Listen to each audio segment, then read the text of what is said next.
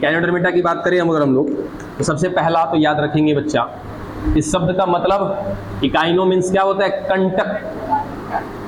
इस इकाइनो का मतलब क्या हो जाता है? कंटक।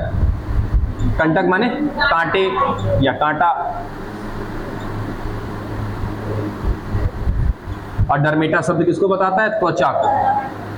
तो सीधा सीधा हम कह देंगे कि सर इस संघ में आने वाले जो जीव होंगे उन जीवों के त्वचा पर क्या मिलेंगे? कांटेदार संरचना मिलेगी या कांटे पाए जाएंगे। दूसरा बिंदु कि सर इस संघ के सभी प्राणी जलीय होते हैं, ठीक है, कोई स्थल पर नहीं पाया जाता है। अगर शारीरिक संरचना की बात करें तो क्या मिलता है? अंग तंत्र अस्तर का संगठन मिल जाएगा। उसके बाद अगर मैं सममिति की बात करूं तो यहाँ पे थोड़ा सा गड़बड़ है। आपको जब आधार पढ़ाया था उस समय बताया था इसमें लार्वा अवस्था होती है, ठीक है। तो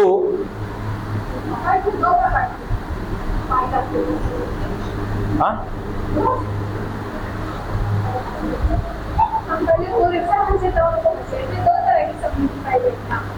नहीं, जितनी बार काटोगे उतनी बार कटेगा ये, ठीक है। तो वही लिख रहे हैं आगे, सुनो। जब ये लार्वा अवस्था में होता है तो लार्वा अवस्था में क्या मिलता है? इसमें द्विपार्श्व सममिति। हाँ, द्विपार्श्व मतलब दो बार नहीं, एक बार कटेगा, दो भाग बनेगा। हाँ, तो लार्वा अवस्था, आधार जब पढ़ा रहे थे कहाँ गई? घरे गई थी तब। चलो, तो लार्वा अवस्था में द्विपार्श्व सममिति। सोचो कि अगर बिना आधार पढ़ाए निकले होते तो क्या हुआ होता तुम लोग का, ठीक है। और उसके बाद अगर मैं इसके वयस्क अवस्था की बात करूं तो वयस्क अवस्था में जो सममिति पाई जाती है वो कौन सी होती है? और ये होती है। यानी कि जब ये वयस्क हो जाएगा हम इसको किसी भी मतलब कितने भी भाग में काटना चाहेंगे तो ये क्या हो जाएगा? कट जाएगा आसानी से। जबकि लार्वा अवस्था में केवल दो भाग में कटेगा। आगे ये कैसे होते हैं?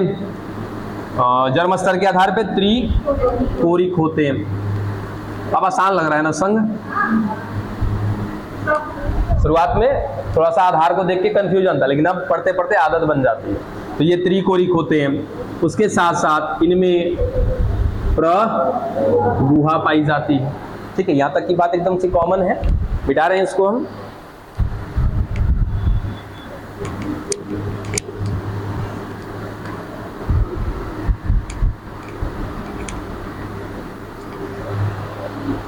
आगे सुनना बच्चा, इनमें कैल्शियम युक्त अंतः कंकाल मिलता है। यानी कि इनके शरीर के अंदर क्या मिलेगा? कंकाल मिलेगा। और वो कंकाल किसका बना होगा? कैल्शियम का बना होगा, ठीक है।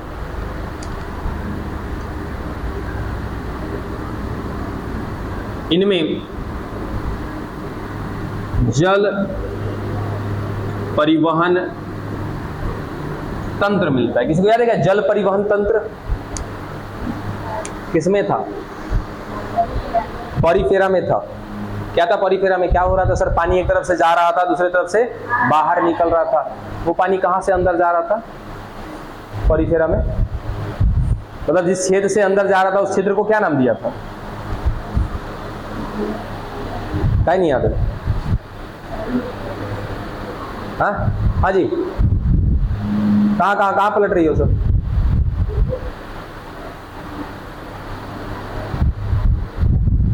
कौन से जगह से अंदर जाता है? नहीं मालूम। नेक्स्ट, जल्दी, तू भी जल्दी जल्दी जल्दी जल्दी खड़ा हो जा, जल्दी खड़ा हो जा, खोजने से भी ना मिलेगा। देख ली इसका मतलब। बैठो सभी। ऑस्ट्रिया से अंदर जाता है, जिस जगह से अंदर जाता है उसको ऑस्ट्रिया बोलते हैं, ठीक है। और जिस जगह से बाहर निकलता है उसको क्या बोलते हैं? ऑस्कुलम, ठीक है। चलो, इनमें क्या पाया जाता है सर? जल परिवहन तंत्र पाया जाता है, ठीक है। अब ये जल परिवहन तंत्र से क्या करते हैं? उनमें याद है पॉरीफेरा में जल परिवहन तंत्र से क्या फायदा हुआ था? पोषण प्राप्त कर रहा था वो, ठीक है, यहां भी जल परिवहन तंत्र मिल रहा है। सर यहां पे क्या कर रहा होगा जल परिवहन तंत्र से, बताओ क्या कर रहा होगा ये?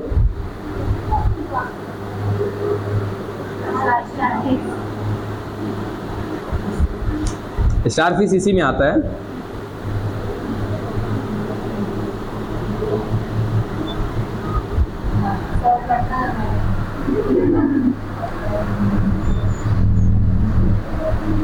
तब उसके लिए हम क्या करें? ठीक है,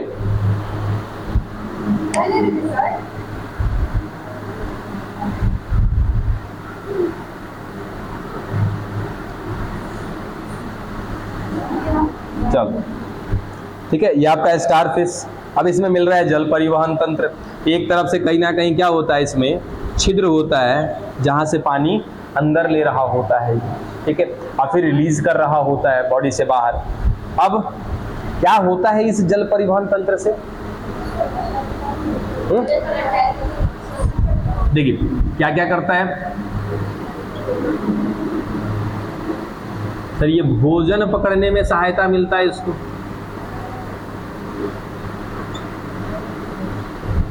श्वसन करने में, गमन करने में, ठीक है, इन सब चीजों में सहायता लेता है। कैसे लेता है आप खुद से सोच के देखो जच्चा। मतलब कि जैसे क्या बोलते हैं उसको, फील कर सकते हो। एग्जांपल ऐसा कुछ आ नहीं रहा मेरे माइंड में अभी।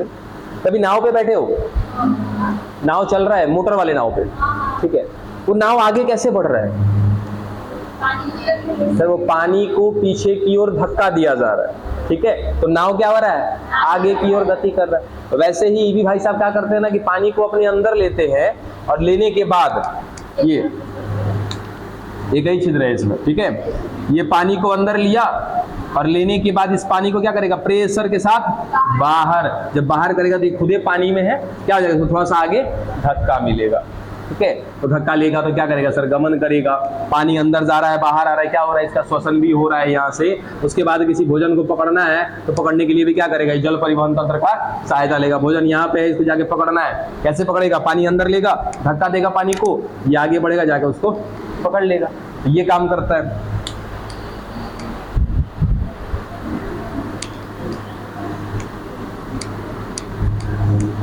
आगे इनमें बातें नहीं करिए, इनमें पाचन तंत्र पूर्ण प्रकार का पाया जाता है। अब ये क्या भला है भाई,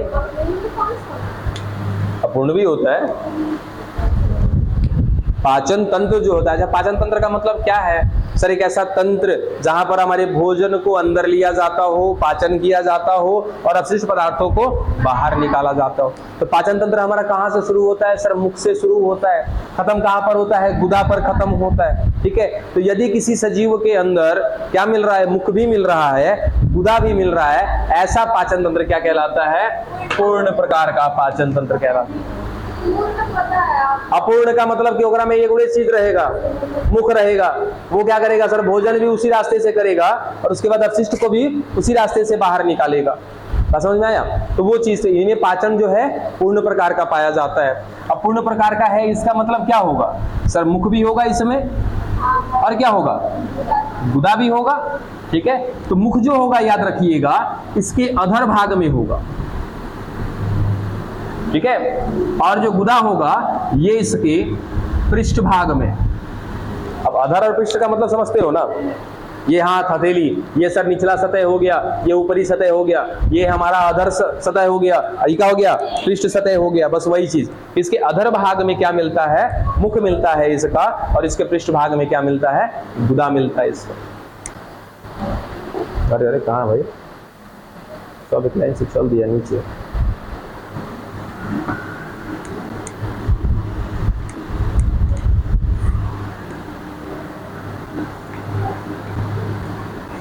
ये एक लिंगी होते हैं, ठीक है, या फिर आप ऐसा कहो कि सर एक लिंगी के कहने का मतलब कि नर अलग और मादा अलग होते हैं। इनमें निषेचन बाह्य होता है, जल में रहने वाले प्राणी ज्यादातर क्या करते हैं, बाह्य निषेचन करते हैं, क्योंकि जल क्या है, एक माध्यम बन जाता है। उसी जल में नर क्या करेगा, नर युग्म को निकाल देगा, मादा क्या करेगी, मादा युग्म को निकाल देगी, दोनों का क्या हो जाएगा, निषेचन हो जाएगा। तो वो जो निषेचन हुआ है कहाँ हुआ था, शरीर से बाहर। तो ज्यादातर जलीय प्राणियों में क्या होता है, जो निषेचन होता है वो कैसा होता है, बाह्य निषेचन होता है। ठीक है, और कुछ रह गया इसमें, उत्सर्जन अंग का अभाव होता है इसमें, लिख रहे हैं इसमें, देखो ना, इनमें उत्सर्जन अंग का अभाव होता है, होता ही नहीं है इनमें उत्सर्जन अंग। जो भी उत्सर्जन करना है ये कहीं ना कहीं जल परिवहन तंत्र की सहायता से ही कर लेते हैं।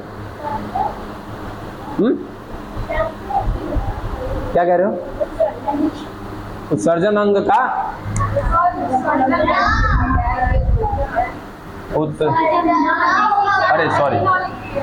उत्सर्जन अंग का अभाव होता है। ठीक है, क्या हो क्या क्या हो क्या क्या, इकाइनो, ठीक तो है।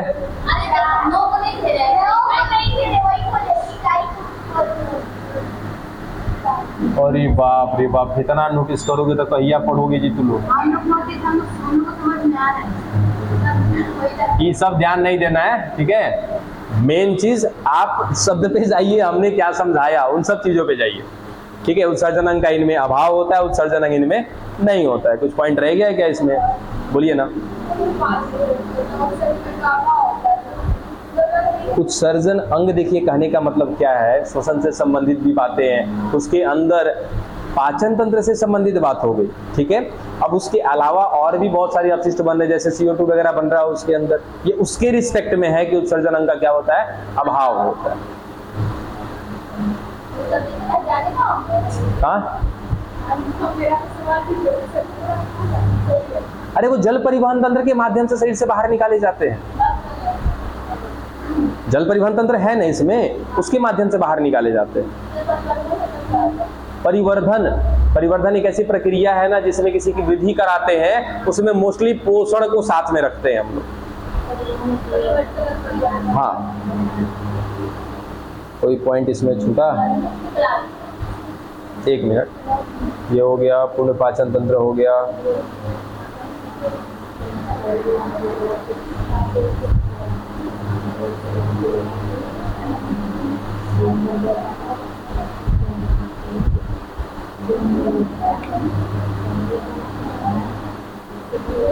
चलो ठीक है, एक एक पॉइंट हो गया।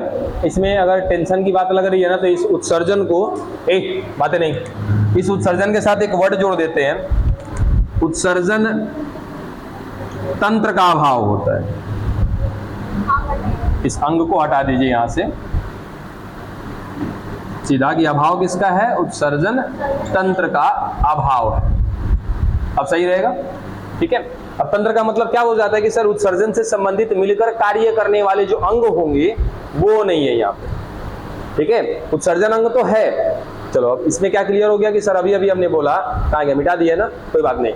इनमें जो पाचन तंत्र है वो कैसा है, अच्छा ये संवहन लिख देना, यहाँ परिवहन की जगह लिख दीजिएगा संवहन, ठीक है। अब आगे देखो, इससे पहले जो हमने पाचन तंत्र की बात की थी, क्या लिखा था सर उसमें, कि मुख भी है और गुदा भी है। इस हिसाब से सर गुदा तो क्या है, उत्सर्जन अंग है। तो हमने क्या बोला कि इसके अलावे भी तो बहुत सारे उत्सर्जी पदार्थ होते हैं ना, उन सब के उत्सर्जन के लिए कहीं ना कहीं कोई विशेष अंग नहीं होता है। तो सिंपली कि सर गुदा है, यहाँ से उत्सर्जन होगा, लेकिन जो उत्सर्जन तंत्र पूरी तरीके से बनता है वो केवल गुदा से ही नहीं बनता है। बात समझ में आया? क्या लगता है कि हमारे अंदर क्या है, गुदा उत्सर्जी अंग है?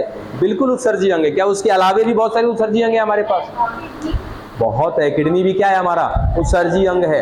तो ऐसे इनके अंदर वैसा कुछ नहीं मिल रहा है। बात समझे? चलो ये लाइन सही रहेगा कि उत्सर्जन तंत्र का अभाव है इनके अंदर। अब एग्जाम्पल के तौर पे जैसे तारामीन, इसी को स्टारफिश, उसके बाद ये समुद्री आर्चिन बोलते हैं, समुद्री लिली है, कुकुमेरिया है, फिर उसके बाद भंगुर तारा, भंगुर तारा, ये सभी कुछ एग्जाम्पल्स हैं, वो देख के खत्म कर लीजिएगा एग्जाम्पल।